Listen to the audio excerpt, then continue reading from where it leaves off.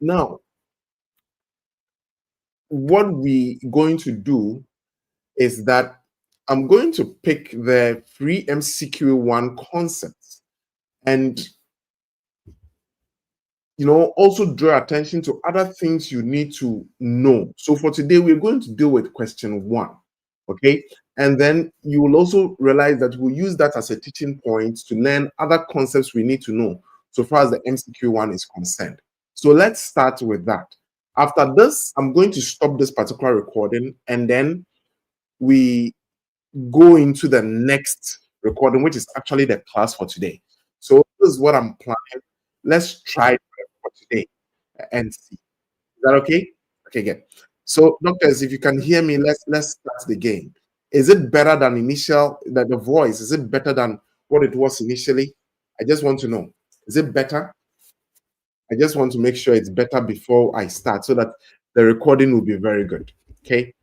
So is it better? Beautiful. Okay. So let's do this. You realize that why do you have to attempt these free questions from the MCC? The MCC itself states that these free questions reflect those of the MCQ1 at 1, and they offer valuable glimpse into the expectations and the standards of the exam. So if you've not tried these questions, I'm going to drop the link comment section. Okay, I'm going to drop the link in the comment section right now. MCC Q1 free questions. I'm going to drop the link in the comment section.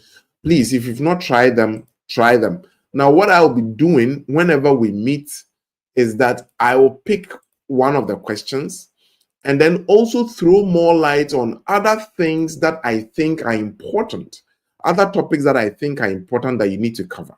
Okay, so because if you look at what the medical council says, it's very, very critical because they are saying that it is essential. It reflects those of the exam. So yes, you may be using UWorld and other question banks to help you to study, right? Those are good. They help you to build your concepts. But if you want to really understand what the exam is really, really, really about, then you need to look at some of these questions as well. And I'm very happy that the medical council has provided these questions because then it's very good. It helps you to, to know what is expected in the exam, what is actually expected in the exam. Okay, so let's try question 1, and then after that we will go in and try to learn some of the principles we need to learn. So let's do question 1. It says that in a well-designed randomized control trial of a drug to treat chronic hepatitis, the case fatality rate was lower for patients who were given the drug. The result was followed by the notation P is equal to 0.05. That is the P value. Now, which of the following statements best applies? A, treated patients were 20 times more likely to die than untreated. B, the probability is 1 in 20 that observed differences could have happened by chance alone. C, the chance is 1 in 20 that a difference would be found again if the trial were repeated. And D, an improved chance of survival was noted for 19 of 20 patients treated. And E, the mortality rate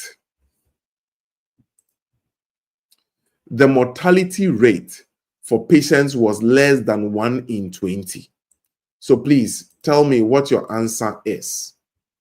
And then after that, we will look at the rationale they gave, and then we will do some deep dive into what this tells me, like what this tells me about how we need to focus for these concepts. Okay, so Dr. Kimezi says B.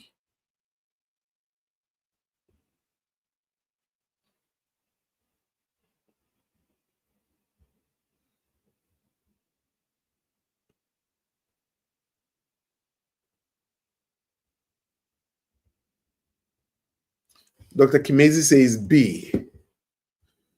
No, we will do the pulmonary edema. As I said, after this, I will stop this recording and then we will start pulmonary edema class. But we are using these lessons to also learn some of the concepts that we need to. So today we are having 2 classes this afternoon. Okay, we're having 2. Okay, good.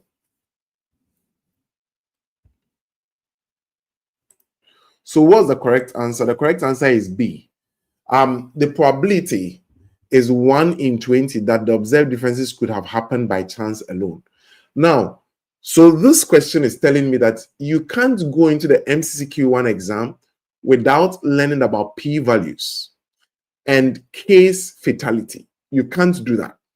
You go into the exam without learning these concepts, you are in trouble. And those in MedCognito, you realize that if you go to your public health and preventive medicine portal, we've done a whole lecture series on p-value and all these concepts. So the notation p is equal to 0.05. It indicates that there's a 5% probability, or because 5% is 5 over 10, right? 5 over 100, sorry. And that also translates to 1 in 20 chance that the observed differences in case fatality rates between the treated and untreated groups could have occurred due to chance alone. Now, this statistical significance suggests that the results are unlikely to be due to random variation, thus supporting the efficacy of the drug in reducing mortality. Now, the p-value does not provide information about the magnitude of the effect, nor does it predict future outcomes. It reflects individual patient outcomes or measure mortality rates. Therefore, all other options are incorrect. Let me read that again. And this is an explanation from the Medical Council itself. The p-value does not provide information about the magnitude of the effect, nor does it predict future outcomes, reflect individual patient outcomes, or measure mortality rate. Therefore, all other options are incorrect. So, what I'm trying to draw attention to is that, please, whether you're going for the exam in January, February, March, whenever you're going for this exam, don't go into the MCCQE1 exam without reviewing the concept of p-value and mortality rate. So now let's dig a little deeper into this, because a lot of people have asked that, oh, Dr. Boni, can you teach us some concepts on public health and the rest? And this is something we need to really, really understand. One core area to focus on, according to this question, is case fatality rate and p-value. Okay, so let's take our time, these few minutes, and go through case fatality rate. One trick you need to know for this exam is when it comes to case fatality rate, you need to know the difference between case fatality rate and mortality rate. You need to know that. And you need to know how to differentiate between the two of them. So by the end of this short lecture, you would have understood it better. So now, what is case fatality rate? Case fatality rate tells us how deadly a disease is. So I need you to think about a group of people with a specific disease, right? Case fatality rate focuses on the proportion of individuals with the disease who died as a result of the illness during a specific period of time.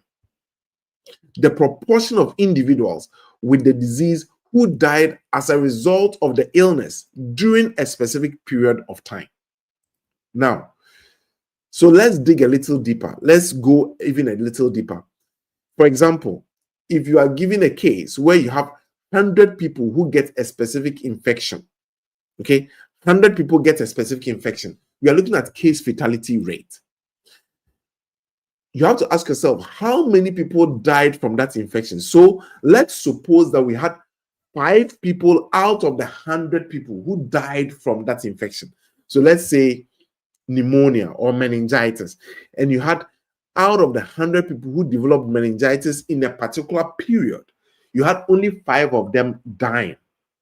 Now, if you have to calculate the case fatality rate, it becomes 5 deaths over 100 infected people. Doctors, I don't want to move too quickly. So I want to make sure that I take my time to break this down because these are concepts that trick a lot of candidates, right? So 5 people died out of the 100. So what's the case fatality rate? It is 5 deaths out of the 100 infected people.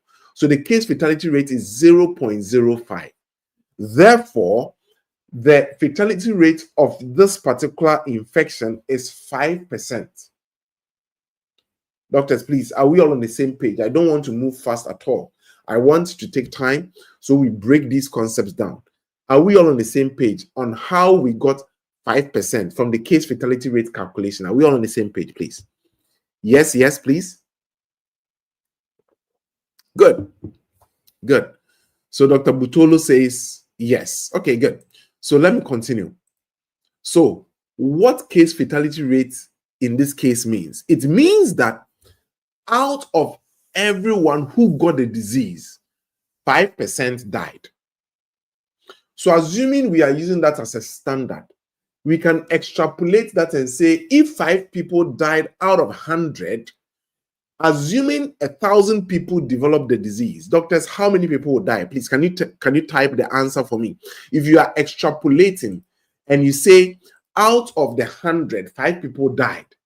So assuming I'm a population health and preventive medicine specialist and I'm in a community and I'm told that that same condition with the same demographics, now I have 1,000 people, then how many people am I expecting to die in that community? 50. Beautiful, beautiful. So now we are very simple. Keep it very simple. So out of everyone who got a disease, 5% dies. So it tells you how severe or deadly a disease is among those who are infected.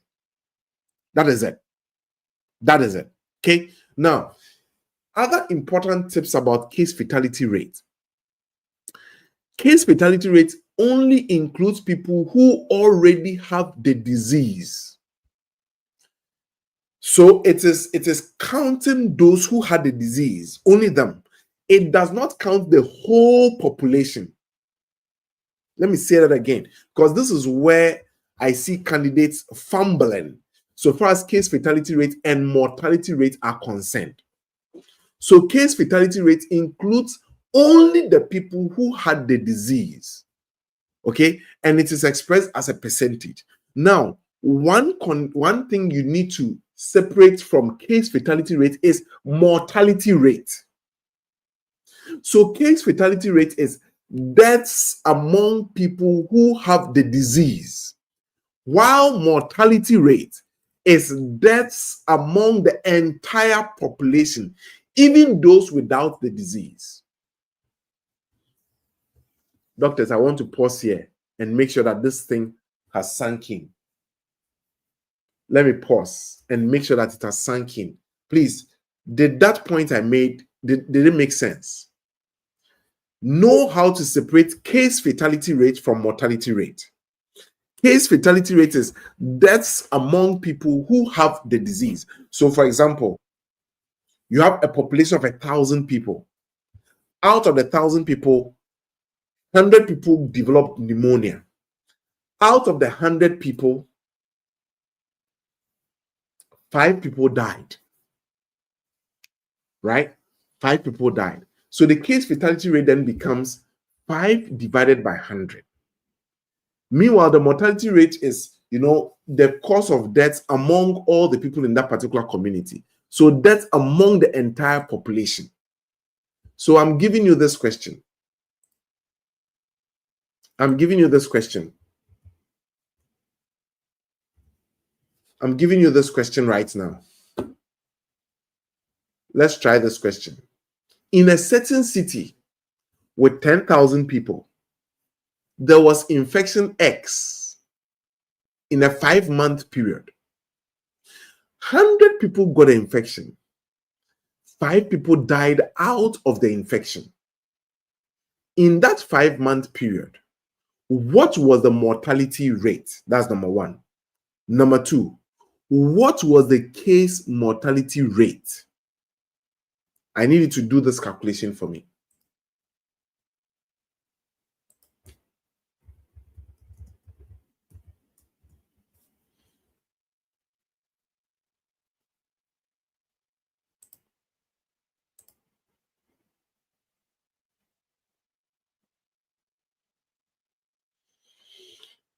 Okay,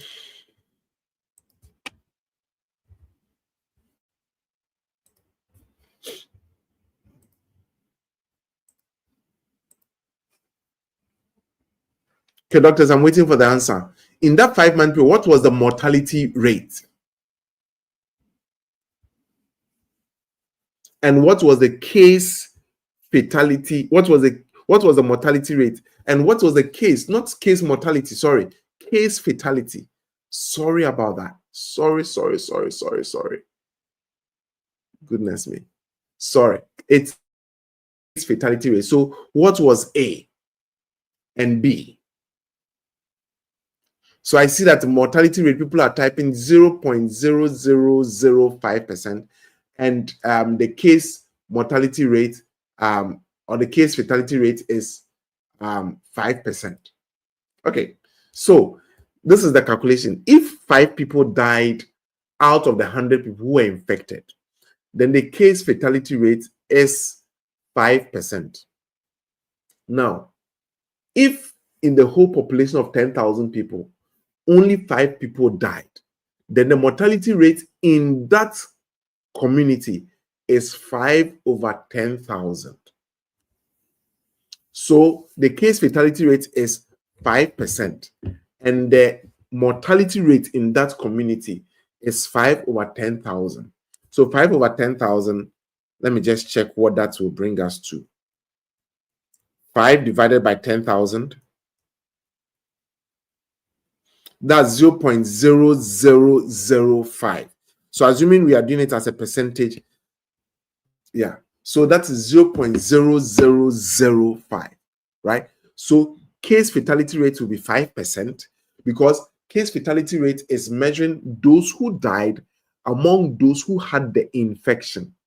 And then mortality rate is looking at those who died among the entire population. Doctors, please, does that make sense? Let's try another question. Disease outbreak in a hospital. 20 patients were infected. 4 of them died. What is the case fatality rate in the hospital? You have a disease outbreak in a hospital. 20 patients were infected. 4 people died. What's the case fatality rate in the hospital? Is it A, 0.5, B, 5%, C, 50%, D, 0.2%, and E, 20%?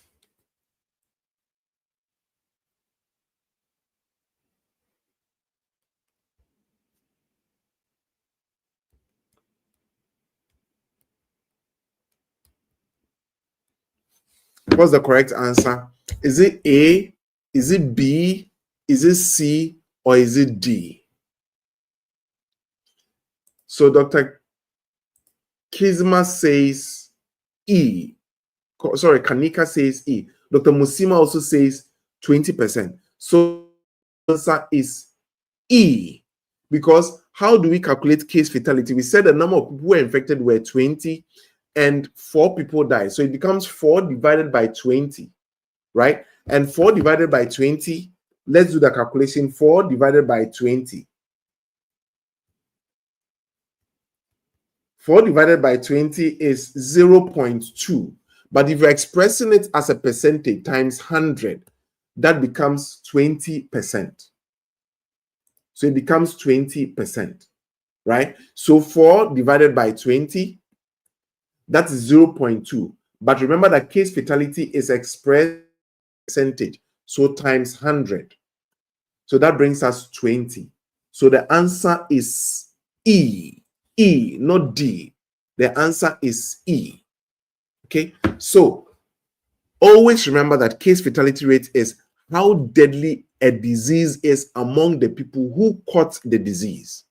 Always remember that case fatality rate is how deadly a disease is among those who got the disease. All right, good. So because of this question, when I review the question, other topics come into mind. Other areas I need you to read on because of this question we just reviewed, are attack rate. What is attack rate? You need to know that. What is secondary attack rate? What is virulence? What is mortality rate? We dealt with mortality rate in this class. What is basic reproduction number? And what is p-value? This is my assignment for you from the first question in the MCC pre-questions.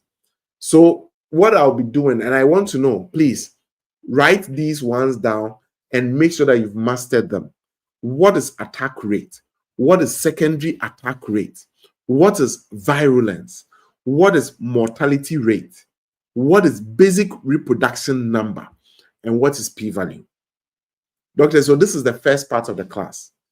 Please, was it helpful? I want to know, was it helpful?